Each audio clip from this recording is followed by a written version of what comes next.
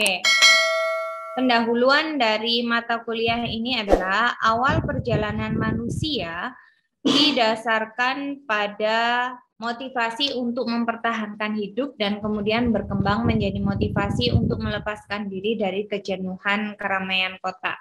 Yang kedua, motivasi untuk melakukan perjalanan kemudian berkembang dengan tujuan untuk interaksi sosial, perjalanan ziarah, untuk perdagangan, untuk kesenangan dan pengembangan diri. Dan yang terakhir, motivasi sering diartikan sebagai the process used to allocate energy to maximize the satisfaction, atau sebuah energi yang mendorong seseorang untuk mencapai kepuasan. Dan secara lebih spesifik, motivasi berwisata didefinisikan sebagai the global integrating network of biological and cultural force which give value and direction to travel choice, behavior, and experience. Atau secara spesifiknya, motivasi berwisata itu didefinisikan sebagai integrasi atau jaringan terintegrasi secara biologis dan budaya yang memberikan nilai pada setiap perjalanan, juga pada setiap perilaku dan pengalaman. Jadi pada intinya, kenapa seseorang itu melakukan perjalanan wisata? Pada awalnya orang-orang melakukan perjalanan wisata itu hanya untuk mempertahankan hidup. Seperti orang dulu ya, ketika mereka melakukan perjalanan jauh pasti untuk bekerja atau untuk mempertahankan hidup. Tetapi seiring berjalannya waktu, motivasi seseorang untuk bepergian itu sekarang sudah berkembang menjadi untuk melepaskan diri dari kejenuhan kota, untuk berinteraksi sosial dengan teman atau dengan saudara, untuk kegiatan perdagangan, untuk kesenangan, untuk wisata religi atau ziarah-ziarah ke makam-makam para ulama. Jadi dengan berkembangnya motivasi itu tadilah muncul yang namanya motivasi berwisata atau motivasi orang-orang melakukan kegiatan wisata. Nah, dalam melakukan perjalanan wisata ada faktor pendorong atau push factors, yaitu faktor yang mendorong seseorang untuk berwisata adalah ingin terlepas dari kehidupan yang rutin setiap hari, lingkungan yang tercemar, kecepatan lalu lintas, dan hiruk-pikuk kesibukan kota. Jadi faktor yang mendorong seseorang atau faktor yang menjadi dorongan seseorang untuk melakukan perjalanan wisata adalah intinya ingin melepaskan kejenuhan yang terjadi karena rutinitas setiap hari atau karena lingkungan perkotaan yang sudah tidak mendukung. Saat ini kan ini ya, dikit-dikit healing, dikit-dikit mau healing, dikit-dikit mau traveling. Jadi itu namanya faktor pendorong orang-orang untuk melakukan perjalanan pariwisata. Nah, faktor pendorong orang-orang untuk melakukan perjalanan pariwisata itu terbagi menjadi beberapa. Menurut Ryan dan Pitana menjelaskan bahwa faktor pendorong bagi seseorang untuk melakukan perjalanan wisata yang pertama adalah untuk escape, yaitu ingin melepaskan diri dari lingkungan yang dirasakan menjemukan atau kejenuhan dari pekerjaan sehari-hari. Jadi faktor pendorong yang pertama adalah escape, ingin melepaskan diri dari kejenuhan karena rutinitas sehari-hari.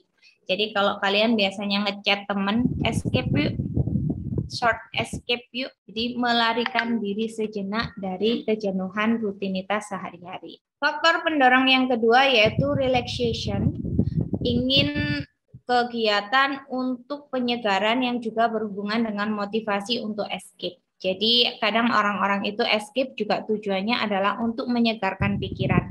Selain untuk menghindari kejenuhan dari kegiatan rutinitas sehari-hari, juga orang-orang itu untuk menyegarkan pikiran. Faktor pendorong yang ketiga yaitu play, ingin menikmati kegembiraan melalui berbagai permainan yang merupakan pemunculan kembali dari sifat kekanak-kanakan dan melepaskan diri sejenak dari berbagai urusan serius. Jadi faktor pendorong yang ketiga adalah bermain-main. Pada dasarnya setiap orang itu punya namanya inner child ya. Jadi dalam diri seseorang itu pasti ada sedikit sifat kekanak-kanakan di mana pada suatu waktu sikap kekanak-kanakan itu ingin terpuaskan. Nah, bagaimana cara kita memuaskan sikap kekanak-kanakan yang ada dalam diri kita? Caranya bukan dengan ngambek ya. Dengan ngambek nggak jelas, nangis kegoleran, bukan lagi seperti itu, tapi bermain. Berwisata, mencari tempat-tempat permainan yang bisa mengobati rasa rindu terhadap masa kekanak-kanakan kita. Jadi salah satu faktor pendorong orang-orang melakukan kegiatan wisata saat ini adalah untuk bermain, guna mengobati rasa rindu terhadap masa kanak-kanaknya. Next, strengthening family bonds.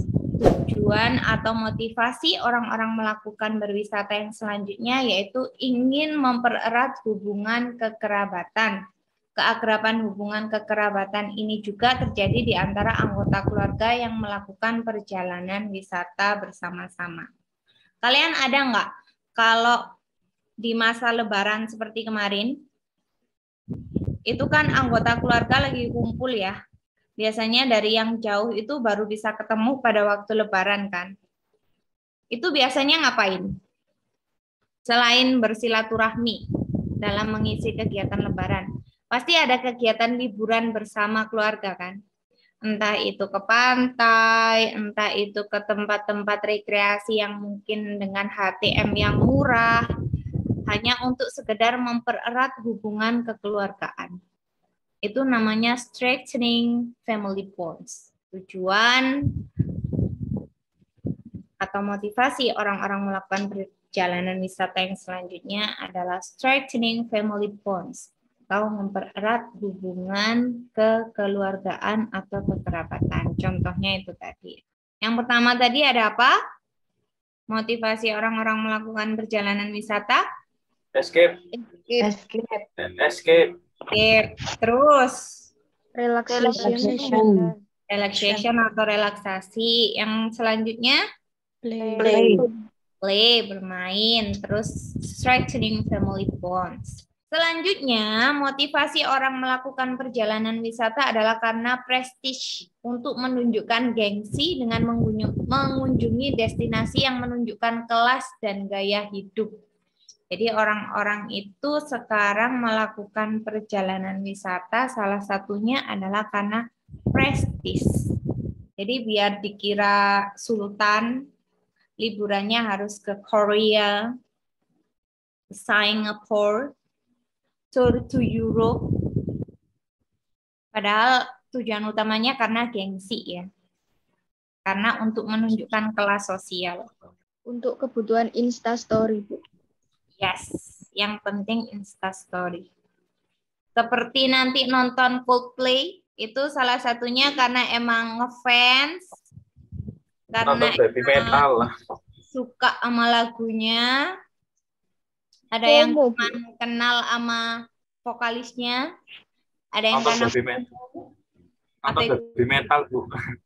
Ya, ada juga yang memang karena kebutuhan Instastory.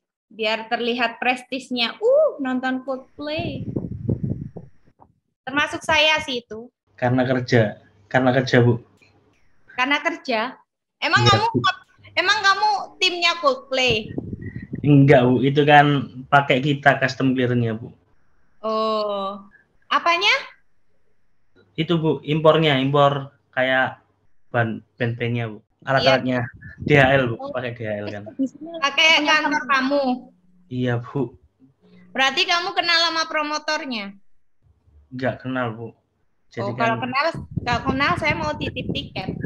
Itu ya. Salah satu motivasi orang-orang melakukan perjalanan wisata, salah satunya karena prestige, karena gengsi.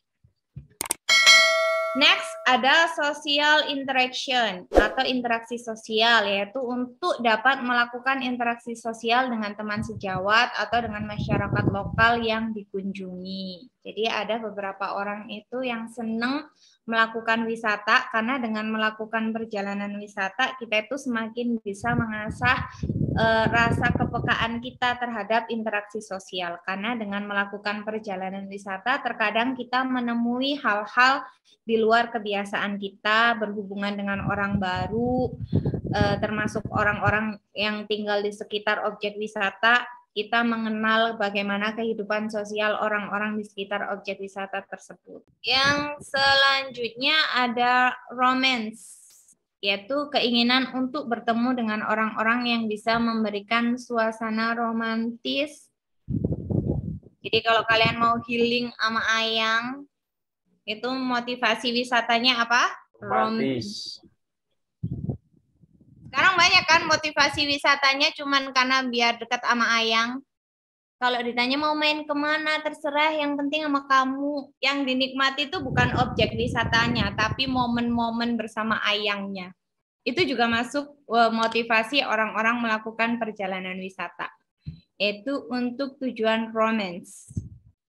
Next, ada educational opportunity atau kesempatan pendidikan. Jadi keinginan untuk melihat sesuatu yang baru, mempelajari orang lain atau daerah lain, atau mengetahui kebudayaan etnis lain.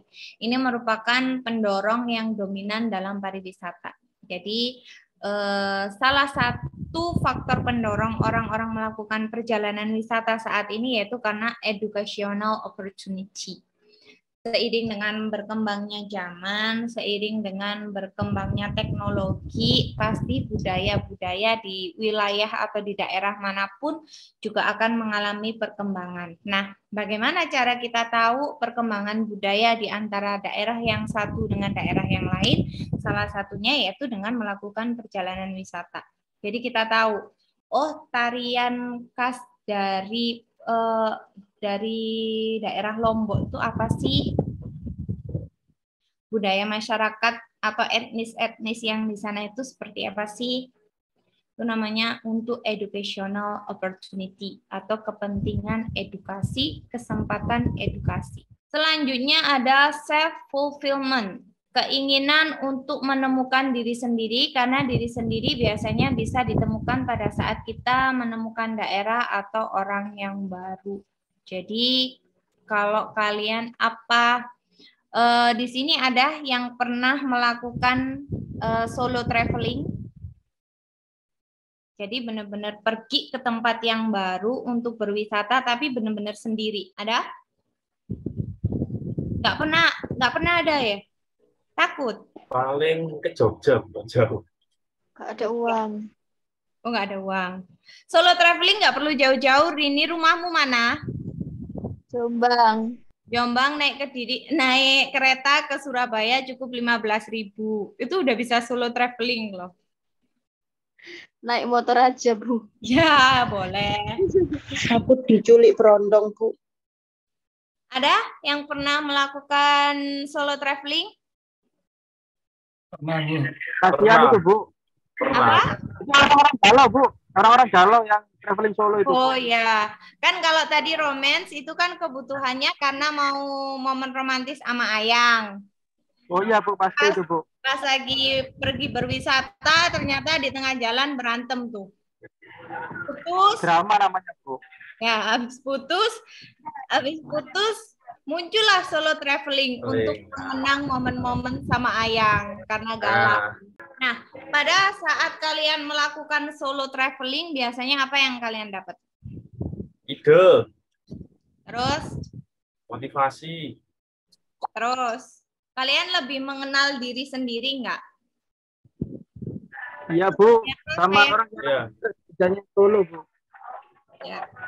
Karena ketika kalian solo traveling, kalian itu benar-benar sendiri, menemukan potensi yang ada dalam diri sendiri, lebih mengenal diri sendiri, lebih tahu apa yang dimau, apa yang disuka, lebih tahu seberapa besar keberanian saya menghadapi orang-orang baru atau pergi ke suatu tempat yang baru.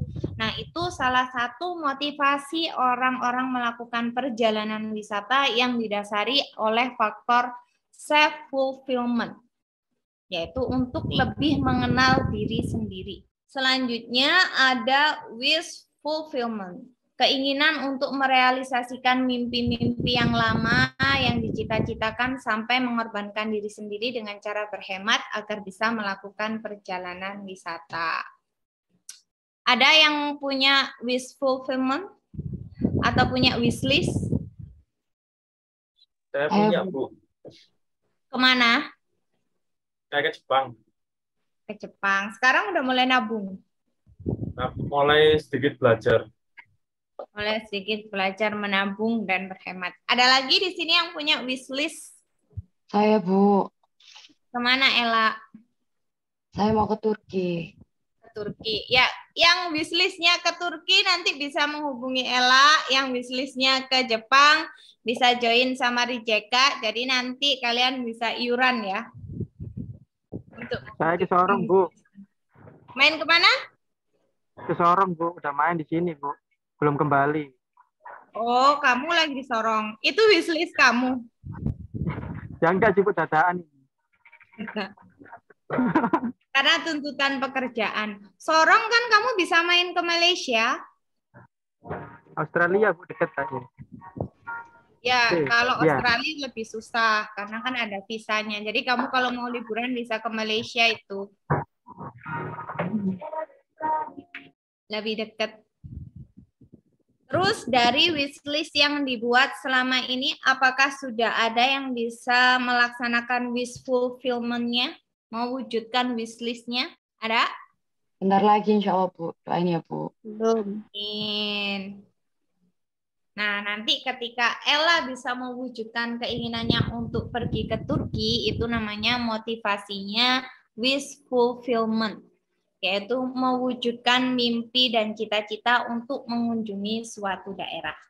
Oke, dari beberapa faktor pendorong atau motivasi orang-orang melakukan perjalanan pariwisata, yang mana yang masih belum dimengerti? Faktor pendorong yang mana yang masih belum dimengerti? Dari mulai escape, relaxation, terus play, social education, social interaction, educational opportunity. Boleh tanya, Bu Nur Farida. Kalau wisatanya hanya untuk konten gitu, masuk yang apa gitu? Karena cuman mau apa? Konten. Konten tadi masuk apa, Rini? Gimana, Bu? Yang konten tadi masuk apa? Prestige gitu ya, Bu. Prestige. Oh iya. Prestige. Masuk prestige bisa. Karena kan orang-orang biasanya cuman demi konten kan. Biar dilihat paling hype, si paling anak konten, si paling traveler vlogger. Kenapa Rijeka? Kamu punya cita-cita untuk jadi traveler vlogger? Enggak, Bu. Cukup ke luar negeri saja. Oh, amin. Amin. Ada lagi yang mau tanya? Tentang faktor-faktor pendorong orang-orang melakukan perjalanan wisata. Ada? Kalau ada, kita next. Ada faktor penarik, di mana ada faktor yang mendorong, pasti ada faktor yang menarik bagi wisatawan untuk melakukan perjalanan wisata. Faktor penarik atau pull factors, yaitu faktor yang mendorong seseorang untuk berwisata adalah ingin terlepas, meskipun hanya sejenak dari... Oh, bukan. Ini berarti belum diganti ya untuk pengertiannya. Untuk faktor penarik, yaitu faktor-faktor yang melandasi orang-orang tertarik untuk mengunjungi tempat wisata tersebut. Jadi faktor penarik atau pull factors adalah faktor-faktor yang membuat wisatawan atau orang-orang berminat untuk berkunjung ke suatu daerah wisata. Nah, apa saja faktor penariknya? Menurut James G. Spillane dalam bukunya tahun 97, ini saya ambil teori-teori yang lumayan lama. Kenapa? Karena dari beberapa buku yang saya pelajari tentang manajemen pariwisata ini, karena sebenarnya manajemen pariwisata ini jarang sekali dikulik ya, kecuali untuk beberapa kampus yang memang tujuannya adalah dengan CPL Sarjana Pariwisata. Jadi saya menyesuaikan dari buku-buku itu mana yang sekiranya paling gampang kalian pahami. Kalau nanti kalian menemukan teori yang lebih baru, itu lebih baik. Biasanya teori-teori lebih baru itu lebih disesuaikan dengan keadaan yang sekarang, cuman mungkin penjabarannya akan lebih rumit daripada teori-teori yang lama. Jadi kalau di sini saya menggunakan teori yang tahun 97, nanti kalian menemukan teori-teori yang lebih baru juga boleh untuk dipakai. Oke? Jadi menurut James G. Phelan tahun 97 ada beberapa faktor penarik wisatawan untuk mengunjungi lokasi daerah atau objek wisata. Yang pertama, karena keindahan alam dengan berbagai variasinya. Tidak bisa kita pungkiri bahwa faktor penarik orang-orang untuk mengunjungi suatu daerah wisata itu karena keindahan alamnya. Di balik semua faktor yang mendorong atau faktor yang memotivasi seseorang untuk melakukan perjalanan wisata, pasti yang utama dia mengunjungi suatu daerah itu karena keindahan alamnya. Karena segala sesuatu yang indah dan itu dari alam, maka akan terasa lebih natural dan lebih menarik bagi orang-orang daripada segala sesuatu yang sengaja dibuat atau diciptakan. Yang kedua, karena kondisi iklim. Jadi kalau di Indonesia itu kan iklimnya tropis. Jadi kadang untuk cuacanya pun kan beda. Di sini kan cuman musimnya beda. Ada cuma musim hujan, ada sama musim kemarau. Sedangkan seperti beberapa negara bagian itu kan ada musim salju, musim gugur. Kondisi iklim itu juga menjadi salah satu faktor penarik bagi seseorang untuk melakukan kunjungan wisata. Ada orang yang bisnisnya adalah bisa bermain salju, biarpun cuma sekali dalam hidupnya. Dia ingin merasakan bermain salju, ingin merasakan musim gugur, musim semi di suatu daerah. Nah, kondisi iklim juga bisa dijadikan salah satu faktor penarik bagi orang untuk melakukan perjalanan wisata. Next, faktor penarik berikutnya yaitu kebudayaan dan atraksinya. Lagi-lagi dari faktor budaya. Karena budaya kita terutama di Indonesia ya, kita hidup dengan berbagai macam budaya. Dari wilayah yang satu dengan wilayah yang lain dan daerah yang satu dengan daerah yang lain memiliki berbagai macam keunikan budaya masing-masing, di mana dari kebudayaan itu bisa menjadi faktor penarik untuk mendatangkan wisatawan. Yang keempat yaitu sejarah dan legenda. Sejarah dan legenda suatu tempat juga bisa dijadikan menjadi faktor penarik wisatawan. Yang kelima, ethnicity dengan sifat kesukuannya. Etnik dan suku-suku yang ada di Indonesia juga merupakan salah satu faktor penarik orang-orang untuk melakukan perjalanan wisata. Karena etnik ini tadi juga akan berhubungan dengan kebudayaan yang ditimbulkan dari masing-masing etnis. Ada berbagai macam etnis dengan keunikan masing-masing. Yang terakhir adalah accessibility, yaitu kemudahan untuk mencapai suatu objek wisata. Tidak bisa dipungkiri sebagus apapun keindahan alamnya, seunik apapun etniknya, terus seindah apapun kebudayaannya, dan sebagus apapun kondisi iklimnya, jika akses menuju tempat tersebut tidak mudah, maka akan mengurangi faktor penarik dari tempat wisata itu sendiri. Seperti yang kita tahu, kalau kita mau pergi berwisata, pasti kan ke tempatnya itu saja ya. Padahal kalau kita mau lebih lagi pergi ke suatu tempat, itu ternyata masih banyak tempat-tempat yang indah, tetapi tidak bisa dikunjungi atau minim peminat karena memang akses menuju tempat wisatanya itu susah.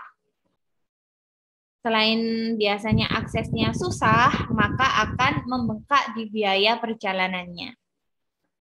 Apalagi untuk tempat-tempat wisata yang memang di situ adalah wisata alam yang terbentuk secara alami, maka akses menuju ke tempat wisata itu sudah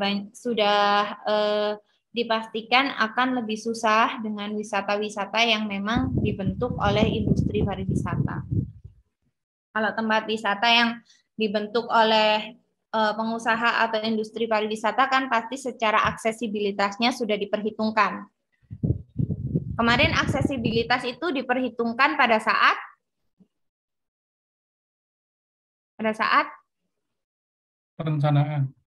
perencanaan pariwisata. Tapi kalau untuk tempat-tempat wisata yang memang mengandalkan keindahan alam, maka aksesnya itu seringkali terbatas dan susah. Jadi maka minim peminat, seperti ada apa itu yang di mana itu ya, Tumpang atau mana itu? Ada yang pernah nggak ke sana? Air terjun apa itu? Sedudo. Bukan. Dijaga kamu jawab paling kenceng tapi salah lagi. Sedudo bukan ada di Malang. Bukan ada di Tumpang, Malang. Tawangmangu. Bukan. Tumpang. Di daerah Tumpang di Malang itu air terjun apa itu? Pucuk Sewu apa? Tumpak Sewu. Gojokan Sewu. Tumpak Sewu. Nah, ada yang pernah ke sana? Nggak pernah sama sekali. Itu kalian coba lihat akses menuju ke sananya itu susah. Ada kayak lewat apa? Nyebrang sungai-sungai kecil, terus kayak tangga-tangga yang dipakai untuk menuju ke lokasi wisatanya juga susah untuk diakses oleh wisatawan. Pada akhirnya hanya orang-orang yang mungkin memiliki jiwa kecintaan alam yang tinggi yang mau berkunjung gitu, yang berminat untuk berkunjung ke suatu tempat itu, tempat wisata tersebut gitu. Karena kalau untuk family gathering atau family atau liburan keluarga agaknya aksesnya susah. Nah, dari itu kenapa accessibility menjadi salah satu faktor penarik, karena salah satu hal yang penting sekali untuk diperhatikan dalam bisnis pariwisata yaitu akses menuju ke lokasi wisata. Dari poin 1 sampai 6 tentang faktor penarik orang-orang melakukan atau mengunjungi tempat wisata, mana yang masih belum mengerti atau mana yang masih ada pertanyaan? Ada? Ada, tidak ada?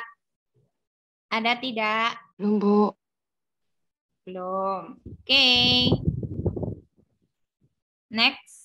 Teori motivasi dalam pariwisata. Teori motivasi menurut Shinto, Goldner, dan Ricci tahun 95. Ada beberapa teori kenapa terkait motivasi orang-orang melakukan perjalanan wisata. Yang pertama, teori motivasi untuk memenuhi kebutuhan fisik. Jadi motivasi yang berhubungan dengan penyegaran tubuh dan pikiran, tujuan kesehatan, olahraga, dan bersenang-senang. Motivasi ini berhubungan dengan segala kegiatan yang berfungsi mengurangi segala ketegangan. Jadi ada beberapa teori motivasi sehubungan dengan wisata. Yang pertama yaitu motivasi untuk kebutuhan fisik. Jadi intinya adalah untuk relaksasi, untuk bersenang-senang, untuk penyegaran tubuh dan pikiran. Yang kedua, motivasi untuk mengenal budaya. Tadi sudah saya jelaskan. Motivasi untuk berhubungan dengan orang lain, motivasi untuk memperoleh status dan prestis. Oke. Ada 4 teori motivasi pariwisata. Ada motivasi untuk kebutuhan fisik, untuk mengenal budaya, untuk berhubungan dengan orang lain, dan motivasi untuk memperoleh status dan prestis.